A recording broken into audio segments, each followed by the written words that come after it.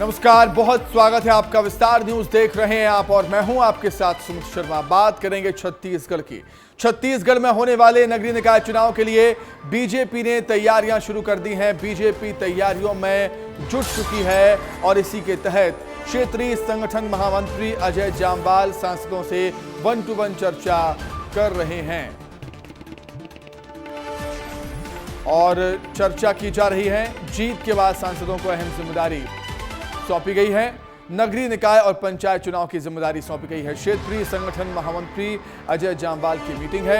नगरीय निकाय और पंचायत चुनाव की जिम्मेदारियां सांसदों को यहां पर सौंपी गई हैं। तो छत्तीसगढ़ में होने वाले नगरीय निकाय पंचायत चुनाव के लिए बीजेपी ने तैयारियां शुरू कर दी हैं और इसी के तहत क्षेत्रीय संगठन महामंत्री अजय जाम्वाल सांसदों से 1-to-1 चर्चा कर रहे हैं। और इसी का अधिक जानकारी के लिए सीधे हम रुख करेंगे रायपुर का। हमारे सहयोगी रवि मिरी हमारे साथ जुड़ गए हैं लाइव रायपुर से। आइए उन्हीं से जानेंगे क्या कुछ प्लानिंग है भारतीय जनता पार्टी की। रवि हमारे साथ जुड़ गए हैं इसी खबर पर अधिक जानकारी के लिए। रवि का हम रुख कर देते हैं। रवि, हम लगातार देखते हैं कि चुनाव कोई भी हो, चाहे लोकसभा, विधानसभा, चाहे नगरीय का हो या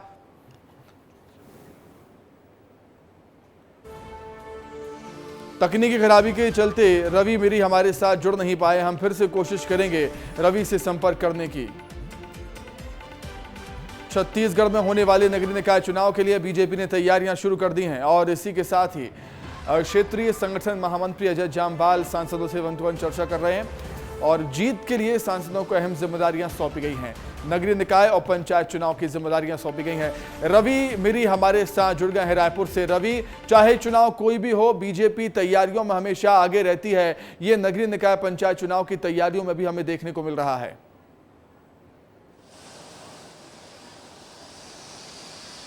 नगरीय निकाय चुनाव बस होने ही वाले हैं छत्तीसगढ़ में, क्योंकि लोकसभा चुनाव के बाद छत्तीसगढ़ में नगरीय निकाय चुनाव होते हैं। तो इसको लेकर बीजेपी और कांग्रेस पार्टी दोनों में ही ये तैयारी शुरू हो गई है और ख़ासकर बीजेपी के लिए एक चुनौती है, क्योंकि जब राज्य में कांग्रेस की सरकार थी तो 14 के 14 नगर निगम में कांग्रेस के महापौर बने थे। तो इस बार बीजेपी की सरकार है तो बीजेपी के लिए चुनौती है कि उन इलाकों में बीजेपी की पैठ बढ़ाना, उन इलाकों में नगरीय निकाय क्षेत्रों में बीजेपी की सरकार बनाना। इसके लिए बीजेपी पूरी तरीके से तैयार है और मेहनत करने के लिए जुट गई है। और इसी मामले पे एक बड़ा अपडेट ये है कि अभी परिसीमन किया जाएगा। परिसीमन के बाद ये तय हो जाएगा कि किन किन वार्डों में, किन किन नगर निगम में वार्डों की संख्या बढ़ेगी। और यही बीजेपी की कार्यशैली है रवि, यही बीजेपी की कार्यशैली है। जिस तरीके से हम देखते हैं कि कोई भी चुनाव हो उसे बेहद गंभीरता से लिया जाता है। यही वजह है कि पंचायत चुनाव के लिए सांसदों को जिम्मेदारियां सौंपी जा रही हैं। निश्चित रूप से देखिए, बीजेपी में हमने देखा था विधानसभा चुनाव हो या लोकसभा चुनाव हो, बीजेपी के बड़े बड़े नेताओं को ग्राउंड पे उतारा जाता है, गांव-गांव पे प्रचार किया जाता है। मतलब आप समझिए कि बीजेपी माइक्रो लेवल पर फोकस करती है, माइक्रो लेवल पे कार्यकर्ताओं को जोड़ती है, माइक्रो लेवल पे लोगों को अपने पार्टी में जोड़ती है। इस प्लानिंग के साथ ही बीजेपी काम करती है। और एक चीज़ और बता देता हूं मैं कि बीजेपी कोई भी चुनाव करने से पहले 2 महीने पहले ही पूरी रणनीति तैयार कर लेती है कि किस दिन किस नेता का वहां प्रचार होगा, किस दिन कौन से नेता कहां जाएंगे। जातिगत समीकरण हो या यूथ को ध्यान में रखते हुए, हर चीज़ को ध्यान में रखते हुए उन नेताओं को उस जगह पर भेजा जाता है। इसी तरह से सांसदों को भी अब भेजा जाएगा। ठीक है रवि, आप हमारे साथ बने रहिएगा। आगे भी कुछ और खबरों पर आपसे हम जानकारी लेंगे। आगे बढ़ते हैं। रायपुर के बीजेपी कार्यालय में क्षेत्रीय संगठन महामंत्री अजय जाम्वाल ने तमाम सांसदों से 1-to-1 चर्चा की। चर्चा में आगामी समय पर होने वाले नगरीय निकाय चुनाव को लेकर क्षेत्र में सक्रिय रहने, एक्टिव रहने के निर्देश दिए गए हैं। दुर्ग सांसद विजय बघेल से बातचीत की है रायपुर संवाददाता रोहित मिश्रा ने। सुनिए आप। दुर्ग सांसद विजय बघेल जी, उनसे बातचीत करते हैं। आज अजय जाम्वाल जी के साथ बैठक हुई है, क्या कुछ चर्चा हुआ, कोई निर्देश भी मिले? नहीं, एक औपचारिक चर्चा थी। चुनाव के बाद संगठन प्रमुख जाम्वाल जी और पवन साय जी के साथ सभी सांसदों का बैठना हुआ और चुनाव जीते चाहे हारे, एक परिपाटी हमारी है कि उसके बाद सांसदों के साथ बैठ के या विधायकों के साथ बैठ के एक चर्चा परिचर्चा, किस तरह चुनाव में आप व्यस्त रहे, क्या क्या परेशानी आई, क्या क्या और अच्छा कर सकते हैं, ये सब बातें आज हुई है। प्रधानमंत्री जी 2047 के विजन को लेकर चल रहे, छत्तीसगढ़ में भी डॉक्यूमेंट्री तैयार की जा रही है। आपका विजन कैसे है? दुर्ग को किस तरह डेवलप करने वाले? भारत का अंग दुर्ग भी है, छत्तीसगढ़ का अंग दुर्ग भी है। इसलिए जो विज़न हिंदुस्तानी स्तर पे बनेगा उसमें दुर्ग का भी अहमियत रहेगी। तोखन साहू जी को मंत्री बनाया गया है और आवास को लेकर लगातार इस मुद्दा उठता है यहाँ पे, तो क्या लग रहा है आवास की गति तेज गति से और आगे बढ़ेगी? निश्चित रूप से गति बढ़ेगी। यहाँ का प्रतिनिधित्व मिला है, माननीय तोखन साहू जी को मैं बहुत बहुत बधाई देता हूँ। बहुत सीधे सरल और सज्जन हैं और उनको केंद्रीय मंत्रिमंडल में जो स्थान मिला है ये हम सबके लिए सौभाग्य की बात है। और उनके नेतृत्व में हम लोग आवास की जो बहुत सारी परेशानी आती है केंद्र सरकार से उसको सुलझाकर किस तरह अपने राज्य को हम यहाँ के आवास की व्यवस्था है उसको ठीक कर सकते हैं, उसके लिए हम लोग प्रयास करेंगे। देखिए, दुर्ग सांसद विजय बघेल जी और साफ तौर पे कह रहे हैं कि तोखन साहू जो को जिनको प्रतिनिधित्व मंडल मिला है तो उससे निश्चित तौर पर जो आवास की समस्या राज्य में होती थी वो आवास की समस्या जो है वो दूर होगी। कैमरा पर्सन राजेंद्र भारद्वाज के साथ रोहित मिश्रा, विस्तार न्यूज़, रायपुर। वहीं क्षेत्रीय संगठन महामंत्री अजय जामवाल के साथ मीटिंग के बाद कांकेर सांसद भोजराज नाग ने विस्तार न्यूज़ से खास बातचीत की है। उन्होंने कहा है कि ये औपचारिक चर्चा थी, औपचारिक मीटिंग थी। क्या कुछ कह रहे हैं वो सुनिए। कांकेर लोकसभा सांसद भोजराज नाग जी हैं, उनसे बातचीत करते हैं। दिल्ली गए हुए थे और दिल्ली से आने के बाद संगठन की बैठक पे क्या कुछ चर्चा हुई? नहीं, कोई चर्चा नहीं हुई। हमने हमारे क्षेत्रीय संगठन मंत्री माननीय जामवाल जी और प्रदेश संगठन मंत्री माननीय पवन साय जी को कि उन्होंने हमको टिकट दिलाया और जीत दिलाई, इसलिए उनका हार्दिक अभिनंदन करने के लिए, उनसे भेंट करने के लिए आए थे। कई मुद्दे को लेकर आप लोगों ने लोकसभा में गया था और प्रधानमंत्री भी 2047 के विजन को लेकर चल रहे हैं। छत्तीसगढ़ में आगे क्या बदलाव देखने को मिलेगा और कांकेर को लेकर किस तरह से फोकस है? भारतीय जनता पार्टी नरेंद्र मोदी जी के नेतृत्व में भारत देश को विश्व गुरु बनाने का लक्ष्य लेकर के काम कर रही।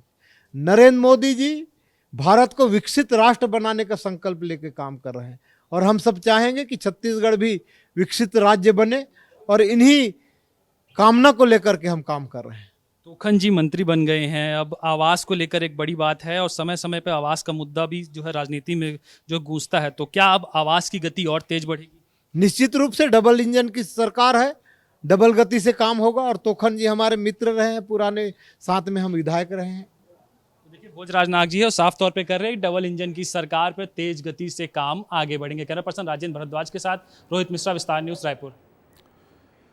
वहीं 22 जुलाई से छत्तीसगढ़ विधानसभा का मानसून सत्र शुरू होना है। 22 से 31 जुलाई तक छत्तीसगढ़ विधानसभा का मानसून सत्र चलेगा। विधानसभा अध्यक्ष डॉक्टर रमन सिंह ने इसकी जानकारी दी है। बड़ी खबर आपको बता रहे हैं, 22 जुलाई से छत्तीसगढ़ मानसून सत्र, विधानसभा के मानसून सत्र की शुरुआत होने जा रही है। 22 से 31 जुलाई तक छत्तीसगढ़ विधानसभा का मानसून सत्र चलेगा। विधानसभा अध्यक्ष डॉक्टर रमन सिंह ने इसकी जानकारी दी।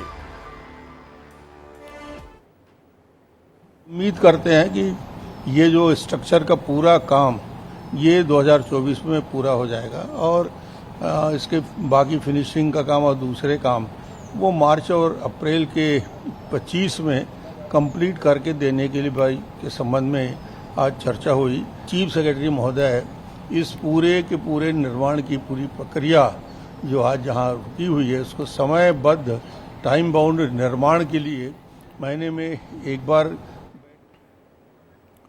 और इसी खबर पर अधिक जानकारी के लिए हम रुख करेंगे रायपुर का। रवि मेरी हमारे साथ लगातार जुड़े हुए हैं। रायपुर का रुख कर लेते हैं, रवि का रुख कर लेते हैं, जानेंगे समझेंगे क्या कुछ तैयारियां हैं मानसून सत्र को लेकर, खासतौर से विपक्ष की। रवि बताइए जरा, 22 जुलाई से छत्तीसगढ़ विधानसभा का मानसून सत्र शुरू हो रहा है, खासतौर से विपक्ष के पास एक मौका है कई मुद्दों पर सरकार को घेरने का। विपक्ष के पास तो एक बड़ा मुद्दा है कि सरकार को घेरे, लेकिन विष्णु सरकार के पास पहली बार ये मौका मिला है। विष्णु सरकार पहली बार मानसून सत्र कराने जा रही है, तो उनके पास भी मौका है कि छत्तीसगढ़ सरकार में कई बड़े बड़े प्रावधान है जिसको पारित किया जाए। और इसके अलावा विपक्ष की बात करें तो विपक्ष तो बलौदाबाजार हिंसा, बेमेतरा ब्लास्ट जैसे बड़े बड़े जो मामले हैं जो हाल फिलहाल में सुर्खियों में है, इन सभी मामलों पर विपक्ष सरकार को घेरने की पूरी कोशिश करेगी।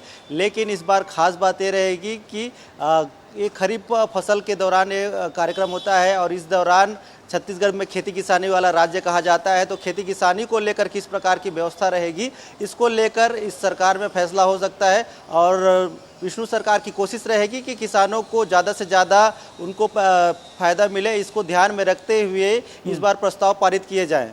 बिल्कुल, शायद सरकार के पास मौका है क्योंकि उनका पहला विधानसभा का मानसून सत्र है। विपक्ष भी तैयारी कहीं ना कहीं करेगा सत्र को लेकर। बहुत धन्यवाद रवि, जुड़ने के लिए, तमाम जानकारी के लिए बहुत शुक्रिया आपका। तो विधानसभा सत्र को लेकर रमन सिंह क्या कुछ कह रहे थे, वो सुन लेते हैं।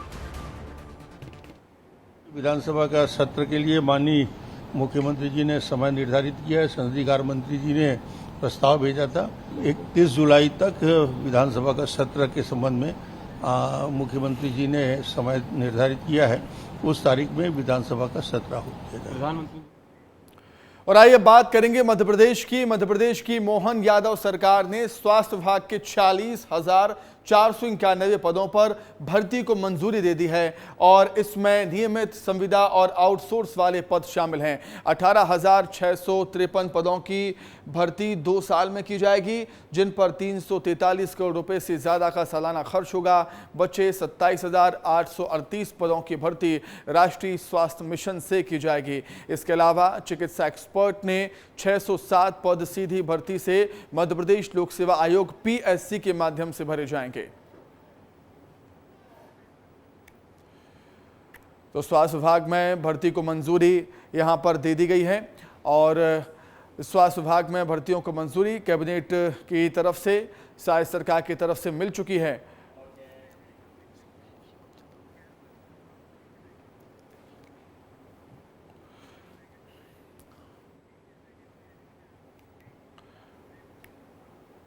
तो चलिए, स्वास्थ्य विभाग की क्या स्थिति है अभी मध्य प्रदेश में, स्वास्थ्य विभाग की क्या स्थिति है, आपको ग्राफिक्स के माध्यम से, बड़ी स्क्रीन के माध्यम से, LED के माध्यम से समझाने की कोशिश करते हैं। तो देखिए, स्वास्थ्य विभाग में क्या स्थिति है वो आपको हम बता रहे हैं। स्वास्थ्य विभाग में भर्ती प्रक्रिया दूसरे ग्राफिक्स में चलाने को कहूँगा टीम से।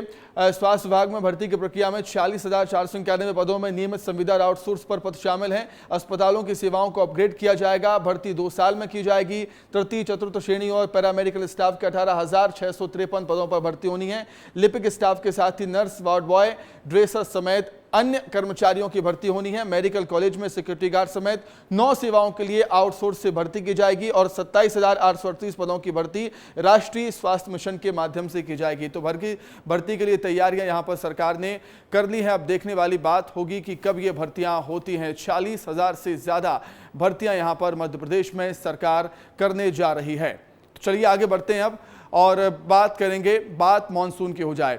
महाराष्ट्र के कई हिस्सों को कवर कर चुका मानसून मध्य प्रदेश की सीमा के करीब है, लेकिन बंगाल की खाड़ी और अरब सागर की ब्रांच के कमजोर होने की वजह से इसकी एंट्री में 4 से 5 दिन और लगेंगे। आने वाले दिनों में राजधानी भोपाल समेत प्रदेश के कई जिलों में तेज हवाएं चलने के साथ ही बौछारें पड़ने की संभावना है। इसके साथ ही 15 जिलों में लू चलने की संभावना भी है। 12 जून बुधवार को मध्य प्रदेश के कई जिलों में सुबह और शाम बारिश हुई और सिवनी जिले में 12 मिलीलीटर बारिश हुई है, वहीं दमोह में 1 मिलीलीटर बारिश हुई है। इसके अलावा निवाड़ी, खजुराहो और छतरपुर में लू चली है। मध्य प्रदेश को भी अभी मानसून के लिए थोड़ा इंतजार करना होगा। हालांकि कई स्थानों पर एक साथ अलग अलग सिस्टम बनने से प्रदेश में प्री मानसून बारिश देखने को मिल रही है। तो कितना समय लगेगा मानसून को मध्य प्रदेश पहुंचने में, मानसून को लेकर क्या कुछ हालात है वो भी आपको हम समझाते हैं। देखिए, मानसून मध्य प्रदेश में मानसून पहुंचने का समय 15 जून था, लेकिन अब प्रदेश में 17 जून को मानसून दस्तक देगा। वेस्टर्न डिस्टर्बेंस और साइक्लोनिक सर्कुलेशन से प्री मानसून एक्टिविटी हालांकि शुरू हो चुकी है मध्य प्रदेश में। 2023 की बात करें, 2023 में 7 दिन देरी से मानसून पहुंचा था और पिछले साल बारिश भी कम हुई थी। तो देखिए, 15 जून मध्य प्रदेश में मानसून पहुंचने का समय 15 जून था, लेकिन अब 17 जून को मानसून दस्तक देगा। जो सिस्टम यहां पर बंगाल की खाड़ी में बना हुआ है, वेस्टर्न डिस्टर्बेंस और साइक्लोनिक सर्कुलेशन से प्री मानसून एक्टिविटी चालू हो चुकी है। कई स्थानों पर बारिश भी हमें देखने को मिल रही है। और 2023 की बात करें, पिछले साल की बात करें, 7 दिन देरी से मानसून पहुंचा था। पिछले साल भी बारिश कहीं ना कहीं कम हुई थी। तो थोड़ा सा इंतजार और करना पड़ेगा मानसून को लेकर मध्य प्रदेश के वासियों को। और इसी के ऊपर अधिक जानकारी के लिए हम सीधा रुख करेंगे। सूरज तिवारी हमारे साथ जुड़ गए हैं भोपाल से। और सूरज, मॉनसून के लिए थोड़ा ऐसा इंतजार करना पड़ेगा, कैसा सिस्टम मध्य प्रदेश में एक्टिव होने वाला है, क्या कुछ गतिविधियां मॉनसून को लेकर हैं, बताइए जरा। सुमित, इस वक्त मैं मौसम विभाग में मौजूद हूं और मौसम विभाग के वैज्ञानिक हमारे साथ मौजूद हैं। उन्हीं से बातचीत करेंगे और वो पूरा मैप से समझाएंगे कि मानसून जो है कब आने वाला है और अगर देरी से आएगा तो क्यों आएगा। सर, मानसून के बारे में क्या जानकारी है, कब तक मानसून मध्य प्रदेश में? जैसे देखिए कि पूरे मध्य प्रदेश में कल जो है पिछले 24 घंटे में अनेक जगहों पर वर्षा दर्ज की गई है और राजगढ़ जिले के सारंगपुर में 70.6 मिलीमीटर वर्षा दर्ज की गई है। और अभी देख सकते हैं यहाँ पे जो ये नॉर्दर्न लिमिट ऑफ मानसून का क्लियर मैप है, जहाँ पे मानसून जो है यहाँ पे नवसारी जो है सौराष्ट्र यानी गुजरात से ब्लू लाइन मानसून जो है नवसारी से होते हुए महाराष्ट्र से होते हुए विदर्भ से जाते हुए वो अभी जा रही है। उसके बाद छत्तीसगढ़ और ओडिशा और कोस्टल आंध्र प्रदेश से होते हुए हाँ टच कर चुका है। और अभी आने वाले दिनों में धीरे धीरे एडवांस हो रहा है मानसून। होपफुली जो है मध्य प्रदेश में जल्द ही 4-5 दिनों में मानसून टच करने की संभावना मुख्यालय द्वारा जताई गई है। तो आप means normal onset of monsoon जो है भोपाल राजधानी का 20 जून का है। तो होपफुली जो है मीन्स अब 4-5 दिन में मानसून का जो है प्रोग्रेशन जो है वो मध्य प्रदेश की तरफ आने की संभावना है। अभी हाल फिलहाल अगर बात करें तो तापमान की क्या स्थिति रहेगी, तो कितने डिग्री तक तापमान चल रहा है और कितने डिग्री तक जा सकता है जब तक मानसून यहाँ एंट्री करेगा? नहीं, जैसे देखिए कि ये लोअर साइड में मानसून की वर्षा हो रही है तो नॉर्दर्न पार्ट्स ऑफ इंडिया में जो है वो आप जो मीन्स मैक्सिमम टेम्परेचर जो है अपने मीन्स 40-45 डिग्री के ऊपर ही चल रहे हैं। और यहाँ पे आप देख सकते हैं कि अभी हमने जो 3 जगह पे जो है कल खजुराहो में, छतरपुर में और निवाड़ी में 45 डिग्री सेल्सियस के ऊपर तापमान दर्ज किया गया, जो कि हीट वेव कंडीशंस में आता है। तो आने वाले दिनों में हमने यहाँ पे एक चेतावनी भी जारी की है। जैसे आप यहाँ देख सकते हैं कि यहाँ पे अगले 24 घंटे के लिए सतना, रीवा, मऊगंज, मैहर, सीधी और सिंगरौली में जो है हीट वेव कंडीशंस रहने की संभावना जताई गई है। और बाकी जगह पे जो है आप देख सकते हैं यहाँ पे फिर ये एक रेनफॉल डिस्ट्रीब्यूशन है आइसोलेटेड फॉर्मेट में। इस पोर्शन में रेनफॉल होने की 24 घंटे में अगले 24 घंटे में रेनफॉल होने की संभावना बनी हुई है। सर, अगर बात करें तो वर्षा का क्या है, बारिश कैसी रहेगी, क्योंकि किसानों के लिए बारिश बहुत महत्वपूर्ण हो जाती है। 2023 की अपेक्षा इस साल कैसी बारिश होने वाली है, कैसे अनुमान लगाएंगे? जैसे मुख्यालय द्वारा हमारा जो प्रेस रिलीज जारी किया था उसमें उन्होंने बताया है कि पूरा इंडिया एज ए होल जो है नॉर्मल से ऊपर ही रहेगा रेनफॉल 106%। और अगर पूरा ऑल ओवर इंडिया नॉर्मल रहने की चांसेस है तो मध्य प्रदेश में भी मोस्ट प्रोबेबली जो है रेनफॉल जो है मानसून का, साउथ वेस्ट मानसून का रेनफॉल बिल्कुल मीन्स नॉर्मली हो सकता है, इसमें नॉर्मल आएगा। और ये एक मीन्स प्रेडिक्शन है और इसमें मीन्स थोड़ा बहुत वेरिएशन आ सकता है, पर एज ए होल नॉर्मल रहने की संभावना है मानसून का वर्षा। ये वाला मैप एक बार सर खोल के आप बताइए कि देखिए सुमित, ये जो ब्लू लाइन है और इस ब्लू लाइन में आप देख पा रहे होंगे ये जो लाइन है आप ये महाराष्ट्र को टच कर चुके हैं और ये छत्तीसगढ़ का नक्शा है और ये धीरे से मध्य प्रदेश में टच करने वाली, मध्य प्रदेश के जो साउथ इलाका है उधर टच हल्का हल्का कर रही। कुछ दिन में मानसून आ जाएगा ऐसा कहना है मौसम वैज्ञानिक का और इनका यही कहना है कि बारिश जो है कुछ दिनों में जो बारिश है सुमित कुछ दिनों में होने लगेगी। अभी तापमान जो है 2-3 डिस्ट्रिक्ट ऐसे मध्य प्रदेश के जहां 45 डिग्री से ज्यादा है, तो लगभग 16-17 तारीख तक मानसून कहीं ना कहीं मध्य प्रदेश को टच कर जाएगा। और अगर राजधानी भोपाल की बात करें तो फिर धीरे धीरे राजधानी भोपाल की तरफ मानसून बढ़ेगा। सुमित, बिल्कुल प्री मॉनसून एक्टिविटी शुरू हो चुकी है प्रदेश में, क्योंकि अलग अलग जिलों में हम देख रहे हैं बारिश हो रही है। बहुत ही जल्द कम से कम 16-17 तारीख को मॉनसून के पहुंचने की संभावना है मध्य प्रदेश में। बहुत धन्यवाद सूरज, जुड़ने के लिए, तमाम बातचीत के लिए बहुत धन्यवाद आपका। आगे बढ़ते हैं, बात नीट विवाद की। नीट रिजल्ट विवाद को लेकर याचिकाओं पर सुप्रीम कोर्ट में सुनवाई करते हुए काउंसलिंग पर रोक लगाने से मना कर दिया सुप्रीम कोर्ट ने। सुप्रीम कोर्ट ने कहा कि परीक्षा को पूरी तरह से रद्द करना ठीक नहीं है। सुप्रीम कोर्ट के मुताबिक ग्रेस मार्क्स पाने वाले 1563 छात्रों को फिर से परीक्षा देनी होगी। यह परीक्षा 23 जून को होगी। यह परीक्षा ग्रेस मार्क वाले छात्रों को देनी होगी, जिसका रिजल्ट 30 जून तक जारी किया जाएगा।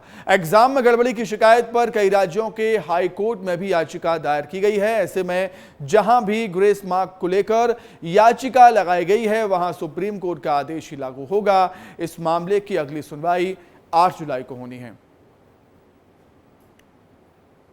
हमारे साथ याचिकाकर्ता के वकील श्वेतांक हमारे साथ मौजूद हैं। सर, जो आज का ये जो सुनवाई रही वो छात्रों के हक में किस तरह से रही, क्या क्या पूरा मामला है, थोड़ा विस्तार से बताएं। देखिए, छात्रों के हक में ऐसे रही कि जो सुप्रीम कोर्ट ने आज आदेश दिया है, माननीय सुप्रीम कोर्ट ने जो आज आदेश दिया है कि ये सारी परीक्षा जो भी ग्रेस मार्क्स जिसको भी अवार्ड किए गए थे उनकी परीक्षा दोबारा से कराई जाएगी, ये हमारे लिए एक छोटी सी जीत है। हम इसको एक छोटी सी जीत मान के चल रहे हैं। अभी हमारी बड़ी लड़ाई बाकी है, जो कि 8 जुलाई को हम लड़ेंगे। इस जो टिप्पणी किया थी अदालत की, जिसको लेकर के आप कह रहे हैं कि आपके लिए, क्योंकि ग्रेस मार्क्स वाले छात्रों की परीक्षा रद्द हो रही है, इससे क्या बाकी छात्र इम्पैक्ट होंगे, उनके ऊपर क्या असर पड़ेगा? देखिए, बाकी छात्र, अभी तो कुछ छात्र ऐसे हैं जो अभी सामने ही नहीं आए हैं, जिनको ये सारी प्रॉब्लम्स उन्होंने भी फेस की थी। तो इन सब चीज़ों के लिए हो सकता है वो भी आगे आए और इन सब चीज़ों से फ़र्क पड़ेगा। लेकिन मुख्य सुनवाई के दिन ही हम ये सारे इशू रेस कर सकते हैं, जो कि 8 जुलाई को है। 8 जुलाई को लेकर के आप लोगों की क्या प्रिपरेशन है, क्या तैयारी है? आप लोगों ने जो याचिका दाखिल की है उसके संदर्भ में आप लोग क्या कोर्ट के सामने अपनी दलील पेश करेंगे? जी, देखिए, हमारे मुख्य मुद्दे जो हमारी याचिका में हैं वो 4 है। जैसे कि पहला तो आपका कि आपने एक बार रजिस्ट्रेशन बंद कर दिया, फिर आपने 2 दिन के लिए रजिस्ट्रेशन ओपन किया। दूसरा मुद्दा है हमारा पेपर लीक का। तीसरा मुद्दा था हमारा ग्रेस मार्क्स का, जो कि माननीय अदालत ने आज उसको सुना और उस पर सुनवाई करके हमारे पक्ष में निर्णय दिया। चौथा मुद्दा था, लेकिन अभी भी हम उस निर्णय से संतुष्ट नहीं हैं। अभी भी हम उस प्रक्रिया को आगे बढ़ाएंगे। 8 जुलाई को कोर्ट के समक्ष फिर से हम ये पॉइंट रखेंगे। और चौथा मुद्दा था हमारा SIT फॉर्म करने का, कि हम ये चाहते हैं, जैसे आपने रिज़ल्ट भी डिक्लेयर करना था, तो आपने 14 जून की डेट थी, 4 जून को रिज़ल्ट डिक्लेयर किया। तो ये सारे मुद्दे हैं जो ये दर्शाते हैं कि कहीं ना कहीं कुछ खामियां थी, कुछ गड़बड़ियां थी, जिनको आपको एड्रेस करना चाहिए था, आपने प्रॉपर्ली नहीं किया है। कोर्ट जब कह रहा है कि काउंसलिंग को रद्द नहीं किया जाएगा, तो बतौर लीगल एक्सपर्ट आप इसको कैसे देखते हैं?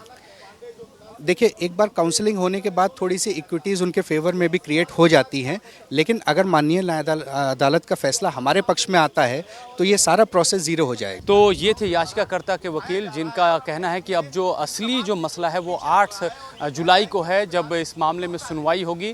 कैमरा पर्सन रेहान खान के साथ मैं अमृत तिवारी, विस्तार न्यूज़, दिल्ली। NTA ने ये बोला है और माननीय सुप्रीम कोर्ट ने भी एग्री किया है कि जिन बच्चों को ग्रेस नंबर मिले थे 1563, उन बच्चों का या तो री एग्ज़ाम हो जाए, जो कि इन्होंने डेट दे दी है कि अप्रॉक्सीमेटली 23 जून को, या तो वो बच्चे अपने बिना ग्रेस के जो नंबर हैं उस पर हैप्पी हो जाए, यानी उनका ग्रेस नंबर काट दिया जाएगा। ठीक है, अब री एग्ज़ाम हो उन बच्चों का जो देना चाहते हैं 1563 में से, और जो नहीं चाहते हैं उनका ओरिजिनल स्कोर रहेगा। फिर रैंक पूरी शफल हो, उसके बेसिस पे काउंसलिंग हो। पर इसमें मेरे कुछ पॉइंट्स हैं। सरकार गंभीरता से लिया है। एकेडमिशियंस की कमेटी बनी है, उन्होंने कुछ रिकमेंडेशन किया है, उस हिसाब से सरकार कोर्ट के सामने उस पक्ष को रखेगा। घटना हमारे सामने आई, निश्चित रूप में दोषियों को उसमें दंड दिया जाएगा, लेकिन मैं विद्यार्थियों को मुख्यतः और अभिभावकों को आश्वस्त करना चाहूंगा, भारत सरकार और उसकी इंस्ट्रूमेंट NTA कमिटेड है बच्चों को ट्रांसपेरेंट तरीका से अपनी संतुष्टि से न्याय देने के लिए। उत्तर प्रदेश की ज्योति मौर्य के बारे में तो आप सुना ही होगा, आपने जानते ही होंगे उनके बारे में, जिन्होंने SDM बनने के बाद अपने पति को छोड़ दिया था। अब ऐसा ही कुछ मामला छत्तीसगढ़ के अंबिकापुर से भी सामने आया है, जहां पर एक महिला ने सरकारी नौकरी लगने के बाद अपने पति को छोड़ दिया। पति को तो ठीक है, बच्चों को भी छोड़ दिया है। अब उनका पति इस इंतजार में बैठा है कि उनकी पत्नी वापस लौट आए।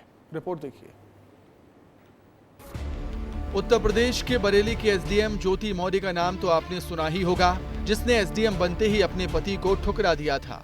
अब ऐसा ही एक और मामला छत्तीसगढ़ के सरगुजा जिले में सामने आया है, जहां एक पत्नी ने सरकारी नौकरी मिलने के बाद अपने पति को तो छोड़ा ही, वो अपने बच्चों को भी छोड़कर चली गई।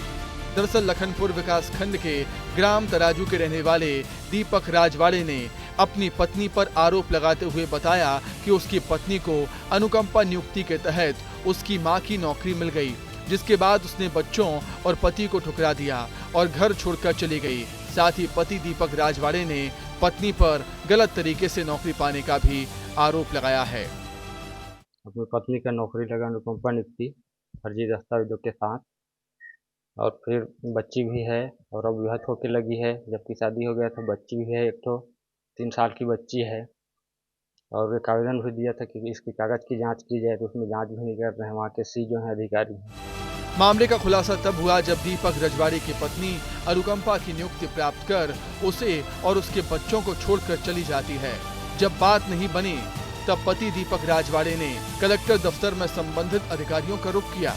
इसके संबंध में किसी दीपक रजवाड़े नाम के किसी व्यक्ति ने शिकायत किया था, शायद वो उनके पति हैं।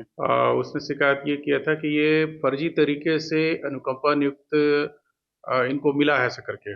और इस संबंध में सुलोचनी रजवाड़े को पत्र लिखा गया और उनका पक्ष जाना गया और उनके द्वारा जो जानकारी दिया गया है वो हमने कलेक्टर साहब को, एसी साहब को और मुख्य अभियंता कार्यालय को प्रेषित कर दिया गया है। हालांकि इस पूरे मामले में कोई कार्रवाई नहीं हुई है। वहीं पति दीपक रजवाड़े पत्नी के आने का इंतजार कर रहा है। ब्यूरो रिपोर्ट, विस्तार न्यूज। अब बात मध्य प्रदेश की, जहां आज का दिन काफी अहम रहा कहेंगे, क्योंकि प्रदेश के 8 शहरों में अब आप ट्रेन से नहीं बल्कि प्लेन से भी जा सकेंगे, जिससे आपका काफी समय बचेगा। क्या है पूरी खबर, क्या कुछ खास प्लानिंग की है मोहन सरकार ने, इस रिपोर्ट में देखिए आप। देश के दिल मध्य प्रदेश में टूरिज्म स्पॉट पर पहुंचना अब बेहद आसान होगा। मध्य प्रदेश सरकार ने खास तौर पर धार्मिक पर्यटन को जोड़ने के लिए सस्ती दरों पर एयर सर्विस शुरू कर दी है। पीएम श्री पर्यटन वायु सेवा के तहत ये उड़ानें 8 शहरों भोपाल, इंदौर, जबलपुर, रीवा, उज्जैन, ग्वालियर, सिंगरौली और खजुराहो को बाय एयर जोड़ेंगी। ये एयरक्राफ्ट 6 सीटर विमान है। प्रदेश के मुखिया डॉक्टर मोहन यादव ने भोपाल एयरपोर्ट पर पीएम श्री पर्यटन वायु सेवा के विमान को फ्लैग ऑफ किया। पहली फ्लाइट भोपाल, जबलपुर, रीवा, सिंगरौली के लिए थी। आइए अब आपको बताते हैं क्या है पीएम श्री पर्यटन वायु सेवा। पीएम श्री पर्यटन वायु सेवा पर्यटन को बढ़ावा देने की कोशिश है। बेहतर एयर कनेक्टिविटी दी जाएगी, रियायती दरों पर होगा सफर। सरकार दे रही है 50% सब्सिडी। शुरुआत के 1 महीने तक ये सब्सिडी दी जाएगी। एमपी के 8 शहर इसके तहत जुड़ेंगे। शुभारंभ कार्यक्रम में मुख्यमंत्री डॉक्टर मोहन यादव, बीजेपी प्रदेश अध्यक्ष वीडी शर्मा, कृष्णा गौर के साथ ही धार्मिक न्यास मंत्री धर्मेंद्र सिंह लोधी और महापौर मालती राय मौजूद रही। इस दौरान सीएम डॉक्टर मोहन यादव ने हवाई पट्टियों के विकास के साथ ही प्रदेश में पायलट ट्रेनिंग इंस्टीट्यूट खोलने की बात कही।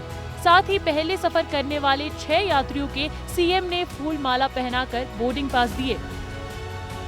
हमारे लगभग 6 माह पूरे हुए सरकार के माध्यम से, तो मैं ये 6 माह के आधार पर कह सकता हूँ कि हमने अपने विकास के मामले में जो उड़ान का कल्पना की है, उसी की इस सिलसिले में जब मैं गया सिंगरौली, तो सिंगरौली के लोगों ने कहा हमको और कुछ नहीं चाहिए। तो हमको ये बड़ी दिक्कत है भोपाल आने की, कैसे भी करके आप तो ये हवाई पट्टी हमारे उनका छोटा एयरपोर्ट जैसा भी आजकल विमानतल बन गया है, तो वो कह रही है बनाने से क्या फ़ायदा है, इसमें कोई हमारी सुविधा तो जुड़ेगी।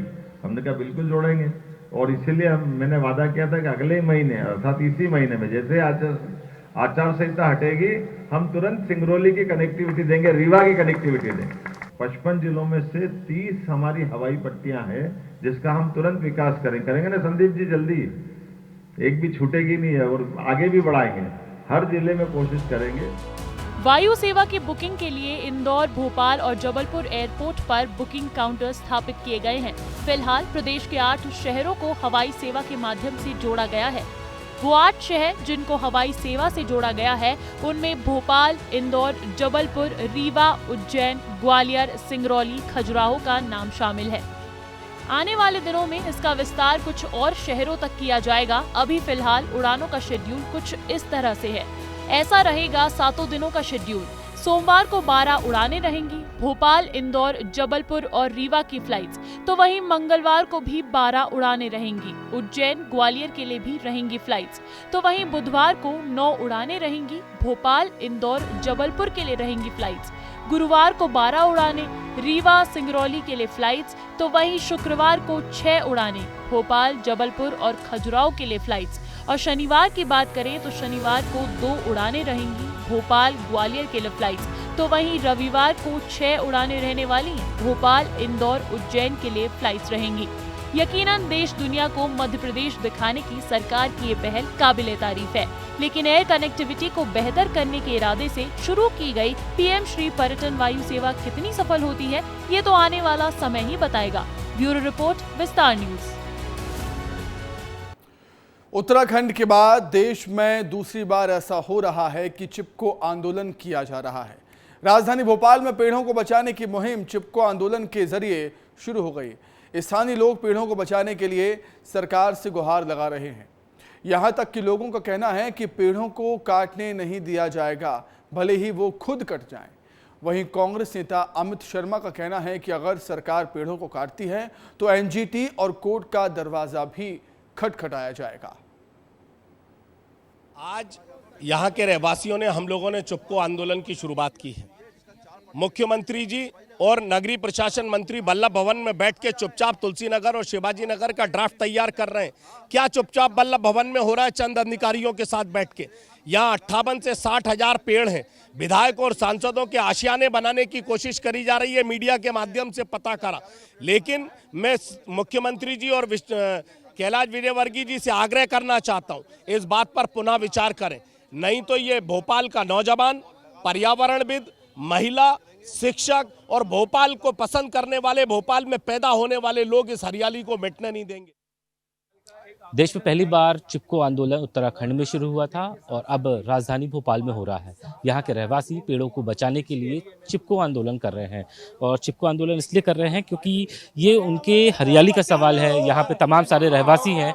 सरकार ने एक फैसला किया है कि पेड़ों को काटा जाएगा। आप लोगों ने आंदोलन शुरू किया है। जी, एक्चुअली सरकार की जो स्कीम है ये टोटली गलत है। विधायकों के, मंत्रियों के इतने घर हैं, एमपी में इतने बंगलों हैं कि जरूरत ही नहीं है बनाने की, और आप बनाना चाहते हैं जहाँ पे खाली जगह है वहाँ बनाइए। आप हमारा पर्यावरण क्यों खराब कर रहे हैं? हमारे पेड़ क्यों काट रहे हैं? देखिए कितनी खूबसूरत जगह है, आप इसे क्यों काटना चाहते हैं? भोपाल में जगह की कमी है क्या? बंगलों की कमी है? आप खुद देखिए। और ये हमारा आंदोलन ही है, ये हर जितने भी भोपाल वासी हैं इन सबका आंदोलन होना चाहिए। हर किसी को हमसे कनेक्ट होना चाहिए। हरियाली खत्म नहीं होनी चाहिए। ये हमें ऑक्सीजन देते हैं जिनकी वजह से हमारी लाइफ लाइन चल रही है। भोपाल का सबसे कोर एरिया है जहाँ पे सबसे ज्यादा ग्रीन बेल्ट है। बिल्कुल, ये एरिया जो भी है न्यू भोपाल है, ये सबसे ज्यादा ग्रीन है।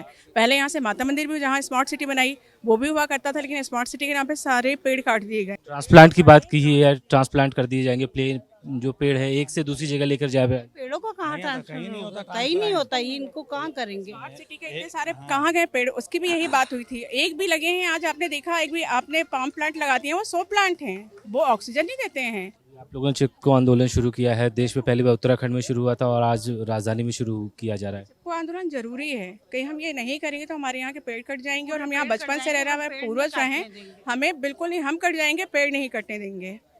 तमाम रहवासी हैं जो सरकार के फैसले का विरोध कर रहे हैं और ये कह रहे हैं कि पेड़ कटने नहीं दिया जाएगा, भले ही वो खुद कट जाए। कैमरामैन राकेश माकोरिया के साथ विवेक पांडे, विस्तार न्यूज, भोपाल। मोदी कैबिनेट 3.0 में केंद्रीय नागरिक उड्डयन मंत्रालय की बागडोर राम मोहन नायडू को सौंपी गई है। नायडू ने 13 जून को आधिकारिक तौर पर भारत के 34वें केंद्रीय नागरिक उड्डयन मंत्री का पदभार संभाला और कहा कि हवाई किराए की समीक्षा करेंगे। बताने की तेलुगु देशम पार्टी टीडीपी से ताल्लुक रखने वाले नायडू भारत के सबसे युवा केंद्रीय कैबिनेट मंत्री हैं। Modi ji has also said हवाई चप्पल से हवाई जहाज तक, तो I want to make it a reality for that. For that, prices have to be affordable. Now the market scenarios or the other external factors, COVID, so lot of different factors have made in improving the prices. दुर्ग में Mahadev app के promoter Shubham Soni Dubai से एक video जारी कर ये दावा किया था। शुभम सोनी ने कि महादेव ऐप का वो खुद मालिक है और उसने प्रोटेक्शन मनी के रूप में पूर्व सीएम भूपेश बघेल को 508 करोड़ रुपए दिए थे। शुभम के इस वीडियो से न केवल छत्तीसगढ़ बल्कि देश की राजनीति में भी भूचाल आ गया, जिसकी जांच पड़ताल के लिए विस्तार न्यूज की टीम शुभम के भिलाई निवास पहुंची, जहां पता चला कि शुभम के पिता भिलाई स्टील प्लांट के कर्मचारी हैं और वे अपनी पत्नी और बेटे के साथ पिछले 7 महीने से गायब हैं। वहीं रीवा एयरपोर्ट से आज नियमित हवाई सेवा की शुरुआत हो गई है और इस बीच एमपी के डिप्टी सीएम राजेंद्र शुक्ल ने हवाई सेवा शुरू होने पर विस्तार से खास बातचीत की और कहा कि ये सेवा शुरू होने से विंध्य के पर्यटन को बढ़ावा मिलेगा, साथ ही एयर कनेक्टिविटी बढ़ेगी। वहीं जुलाई महीने तक 72 सीटर प्लेन भी रीवा एयरपोर्ट से उड़ान भरेगा। रीवा एयरपोर्ट से आज नियमित उड़ान शुरू हो रही है। मध्य प्रदेश के उप मुख्यमंत्री राजेंद्र शुक्ल हमारे साथ हैं। सर, ड्रीम प्रोजेक्ट रहा है आपका, कैसा लग रहा है? बहुत अच्छा लग रहा है। रीवा हवाई सेवा से जुड़ने के लिए बहुत दिनों से इंतज़ार कर रहा था। आज जो वायु सेवा शुरू हो रही है वो तो छोटा प्लेन है, लेकिन जुलाई में जब ये एयरपोर्ट का भव्य लोकार्पण होगा, अभी कुछ 5% काम बचा हुआ है, उसके बाद हवाई अड्डे का लोकार्पण होगा, उसके बाद 72 सीटर प्लेन चलेगा। हमने सर पिछला चुनाव हमने देखा था, तो आपने कहा था कि विंध्य का स्लीपर चप्पल पहनने वाला भी यात्रा हवाई यात्रा करेगा, तो वो समय क्या ये आ गया है कि जब हवाई चप्पल पहनने वाला यात्री भी हवाई वो जब उड़ान स्कीम से, भारत सरकार के उड़ान स्कीम से जब प्लेन चलेगा तो उसमें सब्सिडी रहती है राज्य और केंद्र सरकार की, तो वो हमें लगता है जुलाई में जब 72 सीटर प्लेन चलेगा तो वो स्थिति आएगी। तो विंध्य को ये बहुत खास माना जा रहा है क्योंकि विंध्य के सारी चीज़ें कनेक्टिविटी में जुड़ रही हैं, तो ये विंध्य के लोगों के लिए एक बड़ी सौगात कही जा सकती है। ये पर्यटन सेवा है, पीएम श्री पर्यटन वायु सेवा। हमारे प्रदेश में कई ऐसे स्थान हैं जहां सक्षम लोग जाना चाहते हैं, लेकिन हवाई सेवा न होने पाने के कारण जा नहीं पाते हैं। उनके पास वो पेइंग कैपेसिटी है, तो उनके लिए एक पर्यटन वायु सेवा शुरू करने की आवश्यकता थी, जो मुख्यमंत्री डॉक्टर मोहन यादव जी ने इसको शुरुआत कराई है पर्यटन विभाग के माध्यम से। मध्य प्रदेश का जो पर्यटन विभाग है वो इस प्रकार के 3, 4, 5 प्लेन चलाएगा, रिस्पांस देखेगा, फिर उसकी आवश्यकता अनुसार बढ़ोतरी भी हो सकेगी। अंतिम सवाल, डॉक्टर मोहन यादव मुख्यमंत्री आज आ रहे हैं, कौन सी सौगात रीवा को आज मिलने वाली है? आज जो गंगा अभियान है, जिसमें नदी, तालाब, घाट की सफाई से जुड़ा हुआ अभियान जो वो चला रहे हैं, 16 जून तक चलेगा। उसी के अंतर्गत लक्ष्मण बाग में जो घाट है, जो कुंड है, उसकी सफाई के लिए आ रहे हैं। तो ये थे उप मुख्यमंत्री राजेंद्र शुक्ल। कहा कि एयर कनेक्टिविटी से जुड़ने के बाद विंध्य जरूर आगे अपने आयामों में आगे बढ़ेगा। वीडियो जर्नलिस्ट आशुतोष के साथ विवेक तिवारी, विस्तार न्यूज। शिक्षक भर्ती 2023 वर्ग 1 में पद वृद्धि की मांग को लेकर चयनित शिक्षक बीजेपी प्रदेश दफ्तर के सामने धरने पर बैठे हैं और 20,000 पद बढ़ाने की मांग की। वहीं चयनित टीचर्स ने आरोप लगाते हुए कहा कि लोक शिक्षण संचालनालय से भगाया जाता है, इसलिए बीजेपी ऑफिस के सामने वो प्रदर्शन कर रहे हैं। इस बीच शिक्षकों ने मांगे पूरी नहीं होने पर अनिश्चितकालीन धरना देने की चेतावनी दी। जम्मू कश्मीर में आतंकी हमले में शहीद हुए जवान कबीर दास उइके की पार्थिव देह आज छिंदवाड़ा लाई गई। पैतृक गांव पुलपुल डोह में उनका अंतिम संस्कार किया गया, जहां सीआरपीएफ जवानों ने उनको श्रद्धांजलि दी, सलामी दी। वहीं जिस तिरंगे से ढककर शहीद जवान कबीर की पार्थिव देह लाई गई थी, वो तिरंगा उनके परिजनों को भेंट किया गया, सौंप दिया गया। इसके बाद आदिवासी परंपरा के अनुसार शहीद कबीर की पार्थिव देह को दफनाया गया। और इस बीच सांसद विवेक बंटी साहू और कैबिनेट मंत्री संपत्ति उइके भी मौजूद रहे। छिंदवाड़े का बेटा कबीरदास आज भारत माता की सेवा करते हुए उन्होंने अपना सर्वस्व न्यौछावर किया। मैं उन्हें अपनी ओर से और जिले के एक नागरिक की ओर से श्रद्धांजलि अर्पित करता हूं। हम सभी छिंदवाड़ा वासियों की और देश के लिए यह बड़ी दुखद घटना है। 1 महीने के अंदर छिंदवाड़े के दूसरे बेटे ने भारत माता को अपना सर्वस्व न्यौछावर कर दिया। मैं उन्हें श्रद्धांजलि अर्पित करता हूँ। आज अमर शहीद कबीरदास उइके ने जिस तरीके से जम्मू के आतंकवादी हमले में शहीद हुए हैं, आज उनके राजकीय सम्मान के साथ यहाँ पे हम सब लोग उनको श्रद्धांजलि देने आए हैं। और मध्य प्रदेश सरकार की तरफ से प्रतिनिधि के रूप में मैं संपत्ति उइके यहाँ पे उपस्थित हूँ। ऐसे वज्र जैसे, इस पहाड़ जैसे दुख को सहने की ईश्वर उनको क्षमता दे और परमपिता परमेश्वर से प्रार्थना है कि उनको मोक्ष प्रदान। जम्मू कश्मीर में शहीद जवान कबीर दास का पार्थिव शरीर छिंदवाड़ा के उनके गृहग्राम पुलपुल जो पहुंच चुका है। आप देख सकते हैं यहाँ पर कि उनके जो घर के आंगन में यहाँ पर पूरा तमाम जो उनके समर्थक जो उनके चाहने वाले हैं वो उनको अंतिम विदाई देने के लिए यहाँ पहुंचे हैं। और यहाँ पे देखिए गार्ड ऑफ ऑनर की तैयारी की जा रही है। यहाँ पर राजकीय सम्मान के साथ उनका अंतिम संस्कार किया जाएगा। मैं आपको बता दूं, जम्मू कश्मीर में जो आतंकी हमला हुआ उसमें छिंदवाड़ा जिले के पुलपुल डोह के कबीर दास जो जवान वहाँ पर 2011 से पदस्थ थे, उनकी गोली लगने से निधन हो गया है। मैं आपको बता दूं कि परसों के दिन जो घटना घटी उससे बड़ा पूरा जिला बड़ा शोक की लहर है। और छिंदवाड़ा जिले में यह दूसरा मौका है जो शहादत हुई है छिंदवाड़ा जिले से। कैमरा पर्सन अखिलेश के साथ मुकेश तिवारी, विस्तार न्यूज।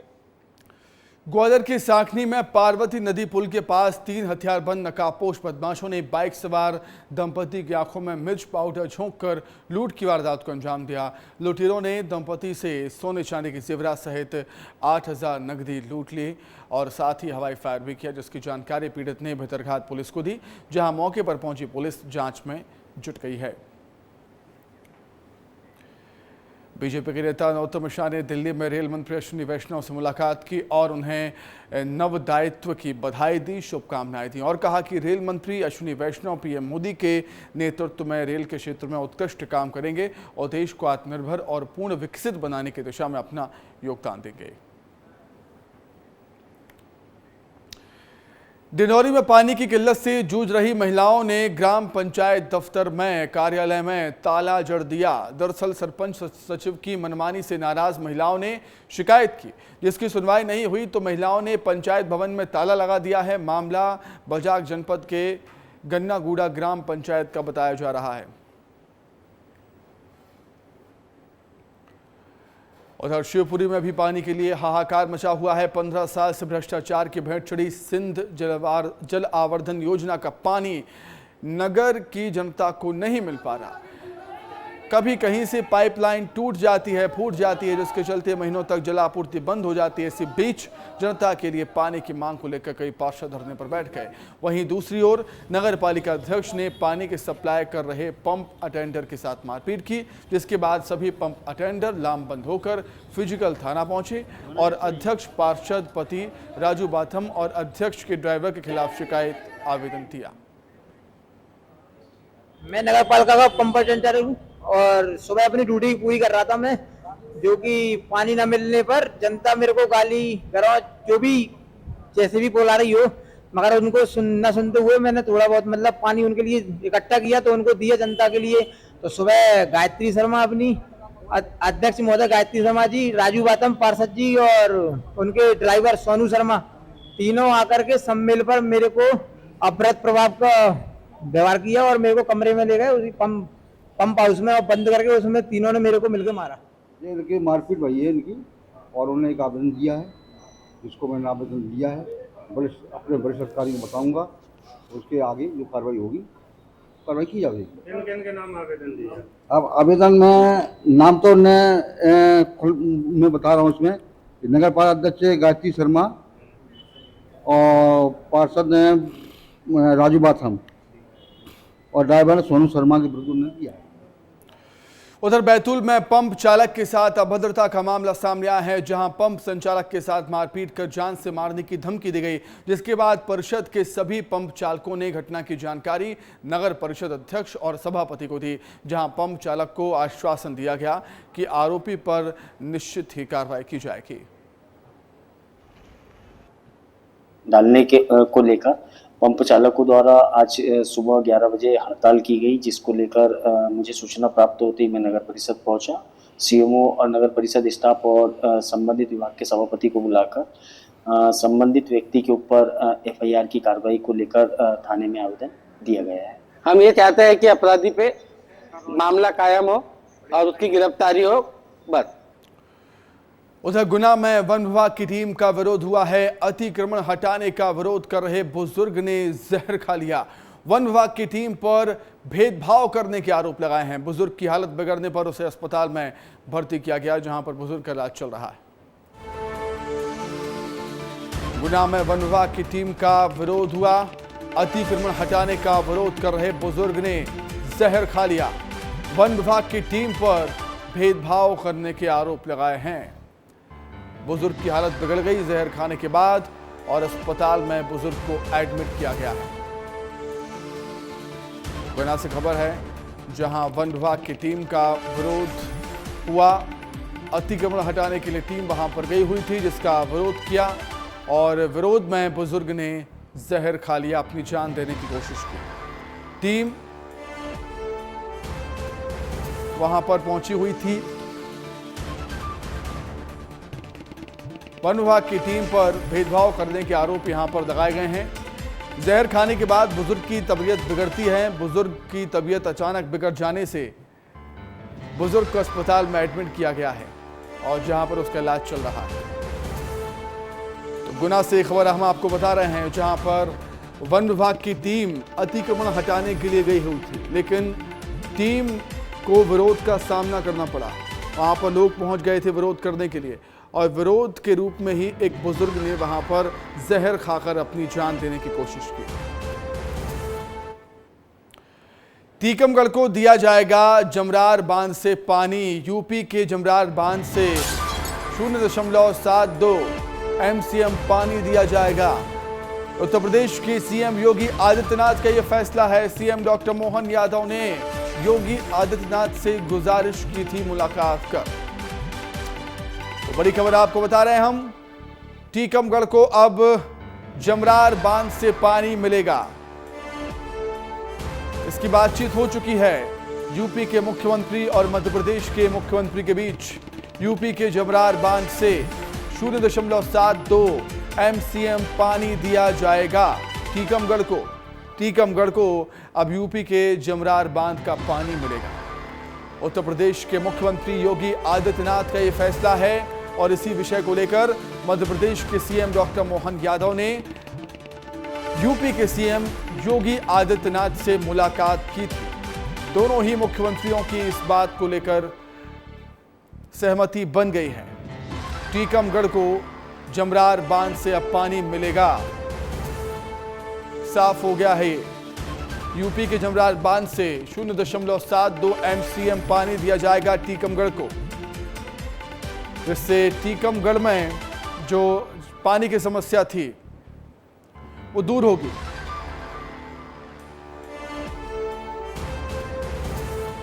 अधिक जानकारी के लिए हम बातचीत करेंगे। हमारे सहयोगी श्याम सिंह तोमर हमारे साथ जुड़ गए हैं फोन लाइन पर। श्याम, टीकमगढ़ को जमरार बांध का पानी, टीकमगढ़ वासियों के लिए बेहद अच्छी खबर।